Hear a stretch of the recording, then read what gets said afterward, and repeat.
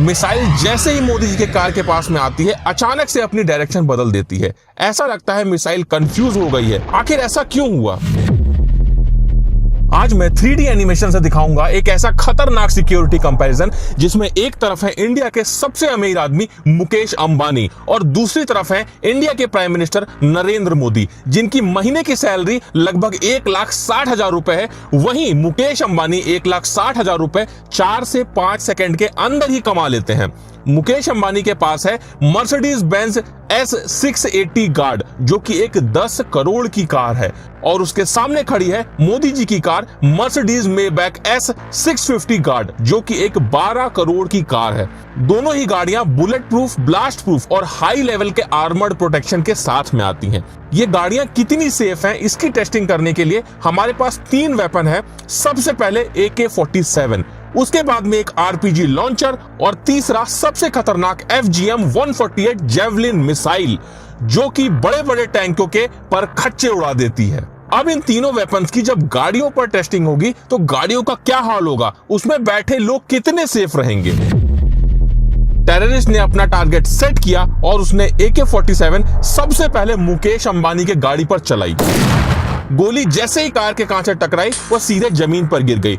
बस एक हल्का सा निशान उसके कांच पर आ गया, क्योंकि मुकेश अंबानी की गाड़ी का ये कांच लगभग 4 इंच मोटा है। और ये तो छोड़ दो, अगर हम इस गाड़ी के डोर को अलग करके देखें तो ये लगभग 5 से 6 इंच मोटा होता है और इसका एक डोर लगभग 250 किलो का होता है, जो कि हाइड्रोलिक सिस्टम से ऑपरेट होता है। एक बटन दबाने पर ऑटोमेटिक ओपन और क्लोज होता है। अब AK-47 तो कार का कुछ नहीं उखाड़ पाई। फिर ये टेररिस्ट गुस्से में आकर RPG लॉन्चर तान देता है। RPG जैसे ही कार से टकराती है बहुत तेज से विस्फोट होता है और जैसा कि आप देख सकते हैं कार में काफी बड़ा डेंट आ जाता है। लेकिन उसके बाद भी कार में बैठे मुकेश अंबानी को सिर्फ जोर की आवाज आती है, उसके अलावा कुछ भी नहीं होता है। वो कार में पूरी तरह से सेफ है, क्योंकि इस गाड़ी में आर्मर प्लेटिंग होती है। अगर गाड़ी के ऊपर के हिस्से को हटा दिया जाए तो ये जो हिस्सा होता है ये लगभग 5 से 6 इंच मोटा होता है। इसमें आर्मर प्लेटिंग होती है जो कि रेनफोर्स्ड स्टील, जो कि हाई क्वालिटी का स्टील होता है, और कंपोजिट मटेरियल जो कि बुलेट प्रूफ जैकेट में इस्तेमाल होता है, इनकी लेयरिंग से बनता है।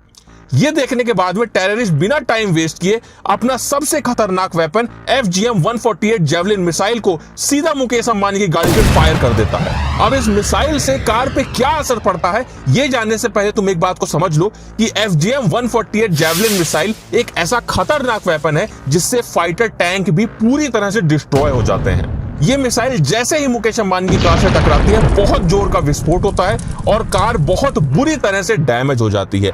लेकिन अब भी मुकेश अंबानी को कुछ नहीं होगा, क्योंकि कार के अंदर के सारे एयर बैग्स ओपन हो जाते हैं, जिससे इस ब्लास्ट का पूरा इंपैक्ट एयर बैग पर होता है। मुकेश अंबानी पूरी तरह से सेफ रहते हैं। तो क्या लगता है मोदी जी के कार पे इन वेपन्स का क्या असर होगा? जैसे ही टेररिस्ट ने AK-47 मोदी जी के कार पर चलाई, कार को कुछ भी नहीं हुआ। RPG लॉन्चर चलाया, तब भी कार को कुछ भी नहीं हुआ। अब टेररिस्ट गुस्से में आकर जेवलिन मिसाइल उठाता है और सीधे मोदी जी की कार पर फायर कर देता है। मिसाइल जैसे ही मोदी जी के कार के पास में आती है अचानक से अपनी डायरेक्शन बदल देती है। ऐसा लगता है मिसाइल कंफ्यूज हो गई है। आखिर ऐसा क्यों हुआ?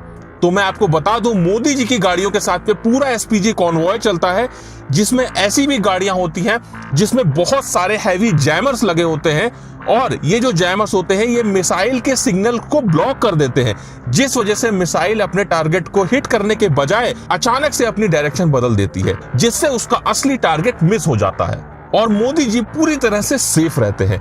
दोनों की सिक्योरिटी पर काफी खर्चा होता है। अगर पर डे की बात करें तो मोदी जी की सिक्योरिटी में लगभग 1.5 करोड़ रुपए पर डे लगता है, और वहीं मुकेश अंबानी की सिक्योरिटी में रिपोर्टेडली लगभग 50,000 का खर्चा होता है। लेकिन हमारी रिसर्च में ये नंबर कहीं ज्यादा है, जो कि लगभग 1.5 लाख रुपए पर डे है। आखिरकार ये 3D इंफॉर्मेटिव वीडियो आपको कैसा लगा? अगर आप और भी किसी टॉपिक पर वीडियो चाहते हैं तो कमेंट करके जरूर बताइएगा। और अगर अभी तक आपने ये वाला 3D वीडियो नहीं देखा तो इसे जल्दी से देख लो।